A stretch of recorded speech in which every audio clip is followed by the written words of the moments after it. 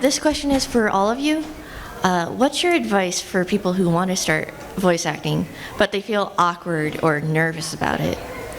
Become a movie star or a TV star. Well, for me, let me suggest, because I teach a class on YouTube, Michael Bell voice animation class. It's free. It's about an hour and a half, just telling you how to approach a character and how to utilize a microphone. That's it, pretty much it. I would like to have done that for our president, but let me tell you, it works.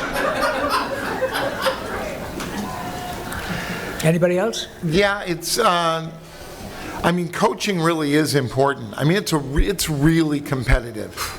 You know, just especially at this table. Especially animation is really, really competitive, and you know, and I would say if you're talking about not being comfortable going in as an issue, doing it, practicing it, working at it, and getting comfortable, getting up in front of people and doing it, allowing yourself that opportunity, you know, and learning, because it really is a craft. I mean, they're incredibly talented people that can come up with voices and this and that, but crafting it so that you can do it when you need to do it, how you need to do it, and finding it, you know, I mean, probably his free class on YouTube would be great to listen to, and to find out about that side of it. You have to learn to act. Yeah. Acting is so important. It really is. I mean, that's at the heart of it, you know, so I would say. Acting class, yeah. Good acting class, absolutely fine. And whereabouts, what area do you live in, Cora? So right now I'm stationed in Honolulu. You're stationed, you're in the Army? In the service? Navy. Sir. Navy, okay. Thank you. I don't know what's in Honolulu in terms of voice classes or in terms of animation classes or in terms of acting classes, but go for the acting class. If there's something there, maybe something local, or maybe a local playhouse that you can futz around with a little bit and play. I would get comfortable getting on stage and working as an actor first before I did anything else. Because it's really finding the ability to be comfortable enough with yourself that you can have that boldness to go out and just try something. I mean, especially in a room where you've got a director or other actors. And a lot of talented people around you. Yeah, and you've got to go out on, I mean, I was new to it, and going in a room with these guys, because a lot of the Transformers stuff and those things, Wally had a lot of us in at one time. Good. It was scary. You know, I mean, fortunately for me, I generally did, as much as I wanted to be these guys that can do a million voices, I didn't have a million voices, I had me. And I would do variations on me, but generally, because a lot of times, you know, you can do like 2 or 3 voices you can do 3 voices on a contract when you go in to do an animated thing, and there'd be ancillary voices, another soldier, another this, another that, and a lot of times the director would, you know, it was the guys, he'd go, each one of you guys, let me hear that line from each one of you guys, and then he'd pick one, you know. I'd always be, oh boy, great, I do. He goes, you sound too much like you. You know, and so for me it was, that generally I was cast in things that were close to me.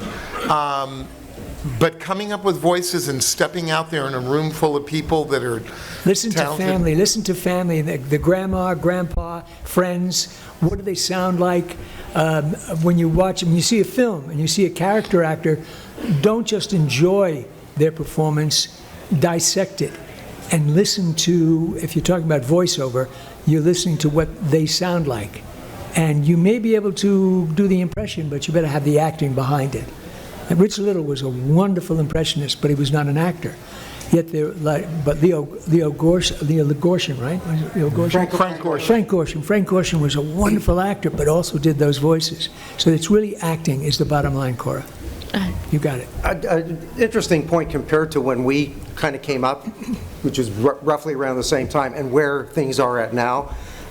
This generation of people that are interested in it, I think, have so many more avenues and tools available with social media and with YouTube and all these other things where they can put stuff out and post it and hear it. And you know, we were kind of working in a vacuum where maybe you made a tape and maybe you tried to get in a door and maybe somebody heard you and represented you.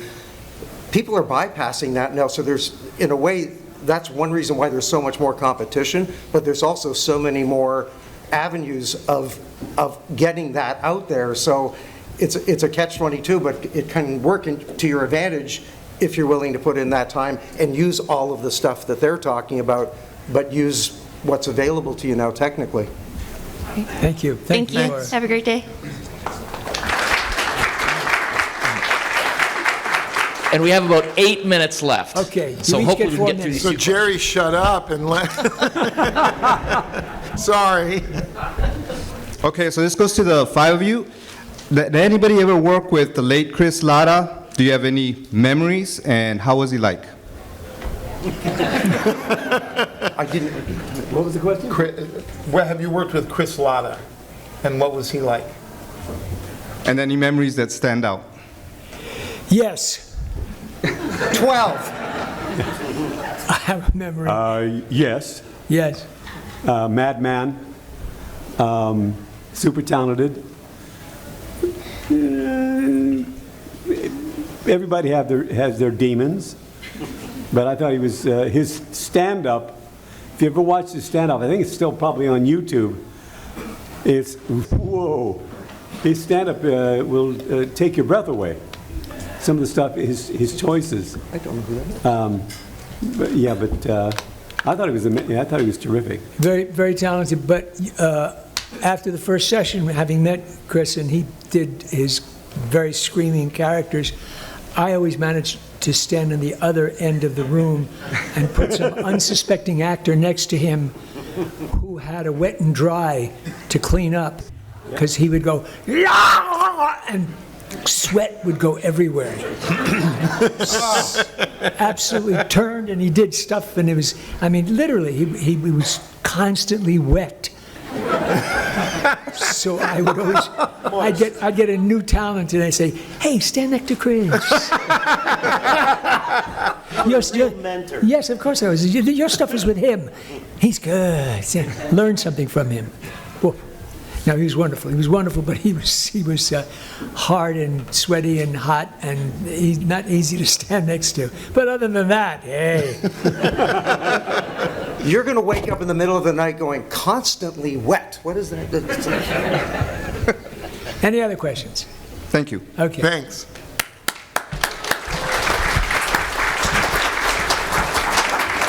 My question is also for all of you. What is the line or scene involving your character that had the biggest emotional impact on you? What is the line? The line or scene or character that had the, Mine's too easy. Mine's too easy. Anybody want to say it with me? I fear the wounds are fatal. Yeah, that was definitely it for me.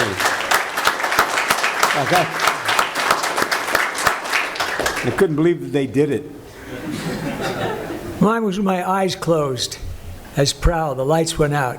And I went, say what? That was it. End of story. You're gone. So, yeah, that scene was a little devilish for me. Somebody once said to me, how did it feel to see Prowl die? I said, it felt great. I love being out of a job.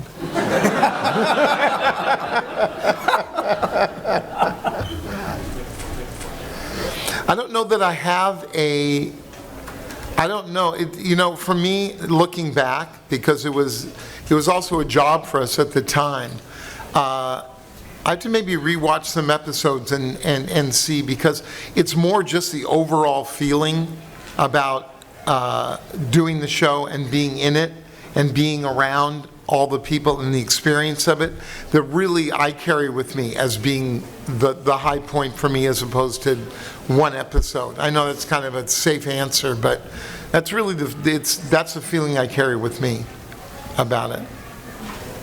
Quick, I think it was when Orion Pax, his first scene, and he decides to introduce his girlfriend to the rest of the people, and his attitude, which was, this is my girlfriend. She's my girlfriend. You know, I scared myself.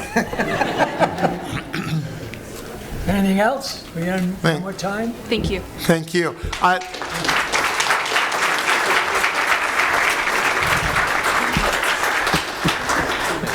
Just a favorite Brady Bunch or Maureen McCormick stories? That's going to take more than 8 minutes. 2 minutes. We kissed a lot on that show. I've watched them and we kissed a lot on the show. It was, all I can say is that what was really cool to me is I saw the show growing up, and I remember walking onto the set the first time over at Paramount, and we walk onto the set, and I walk into that living room. First of all, I knew my way around.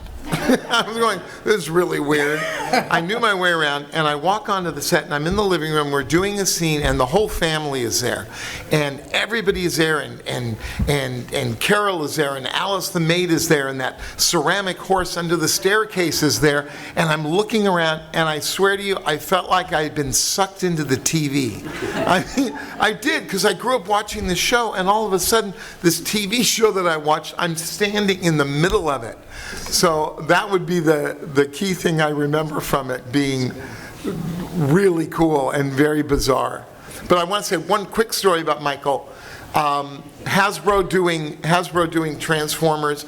It was a lot about, the writers, directors, all the talent were really invested in that side of it. Hasbro was invested in it, in wanting to sell their merchandise, right?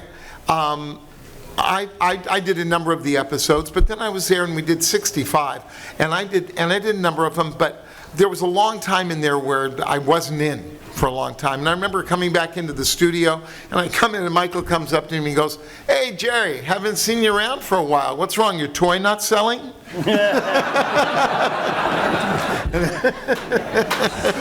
Exactly, which is...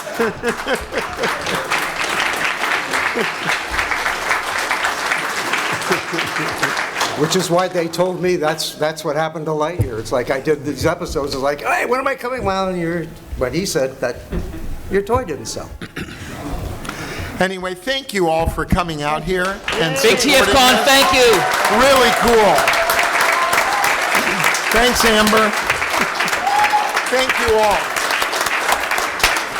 Thank you so much.